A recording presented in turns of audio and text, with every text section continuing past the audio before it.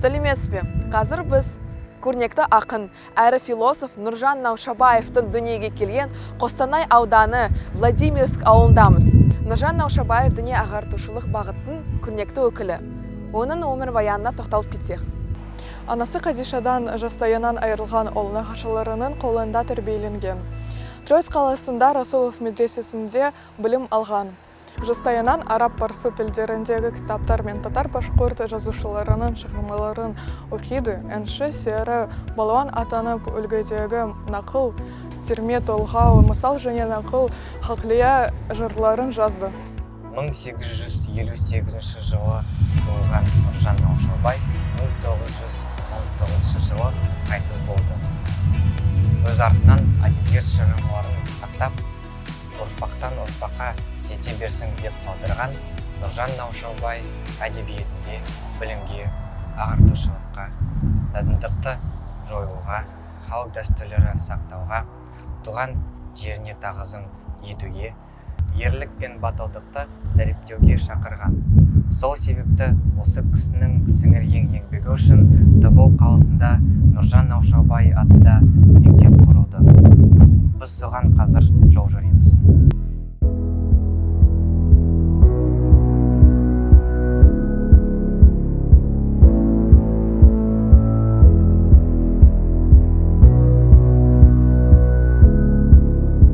Қазір біз Нұржан Наушабай атындағы облыстық мектептің жанында тұрмыз.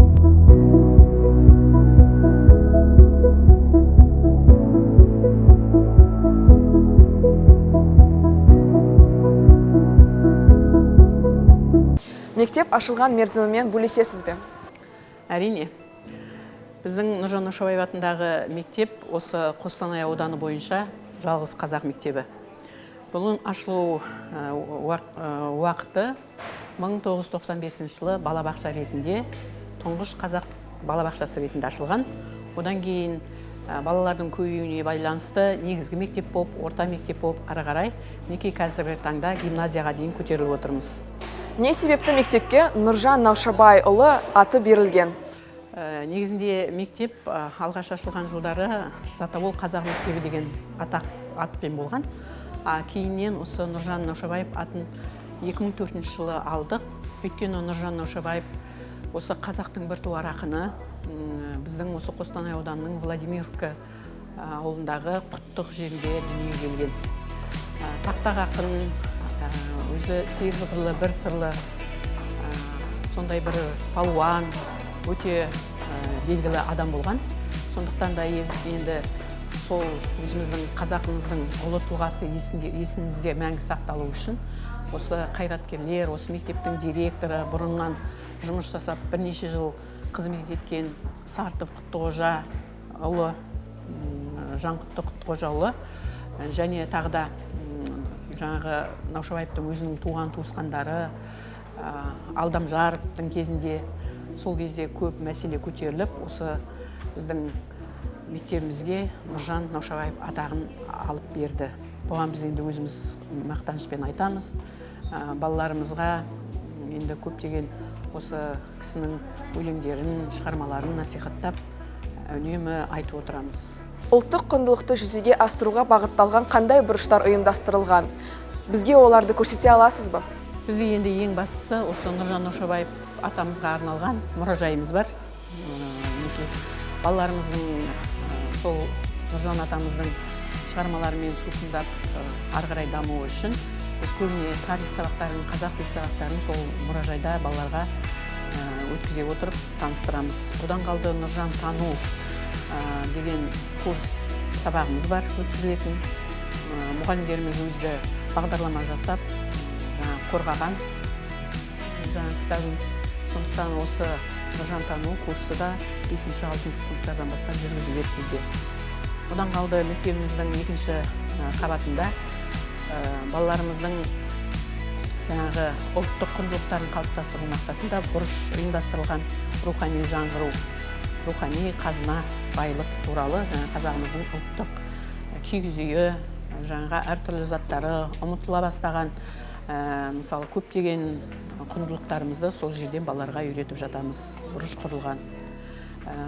Сонымен қатар енді мектепте әртүрлі іс-шаралар өткізіліп жатады. Осы Нұржан атамыздың шығармашылығына арналған ғылыми жұмыстар жүргізіліп жатады, орын алып келіп жатады ауданнан, облыстан. Біз енді ол жұмыстарды үнемі кәдімгідей жоспарлы түрде жүргізіп жатамыз әрқашан.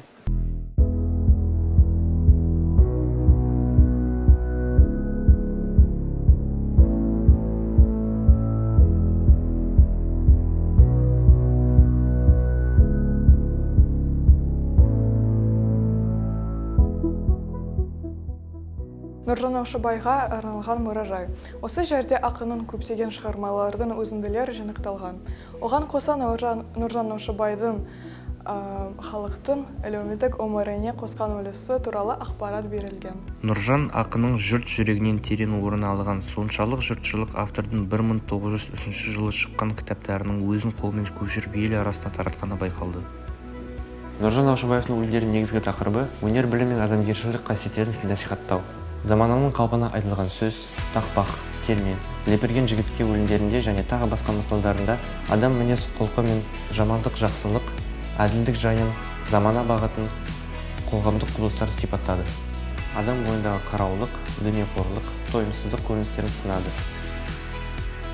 Нұржан шығармашылығында өзінен бұрынғы ақындардың, билердің сөздері кездесуі, авторлы туындылар мен халықтық мұралар араласып жүруі заңдық құбылыс.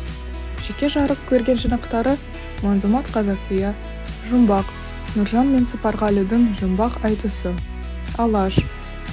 Наушабаев поэзиясының негізгі лейтмотиві жақсылық пен жамандықтың күресі, адалдықтың араздығы мен білім мен надандықпен күрес болып табылады. Нұржан Наушабай халыққа қызмет етуді армандады. Сол себепті халықтың әлеуметтік өміріне қатысып, болыс басқармасы жанындағы қазынашы және кассир лауазымын атқарды. Оған қоса көптеген жиналыстарды қатысты. Мысалы 1905 жылы 30 қарашада Қостанайда шаруа бастықтарының уездік съезі өтті. Онда қазақ және орыс халқына егін жинау үшін несие мекемесін құру туралы мәселе қаралды. Содан Нұржан Наушабай қостанайлық көпістер Яушев, Воронов, Кияткин, Степановмен қатысты.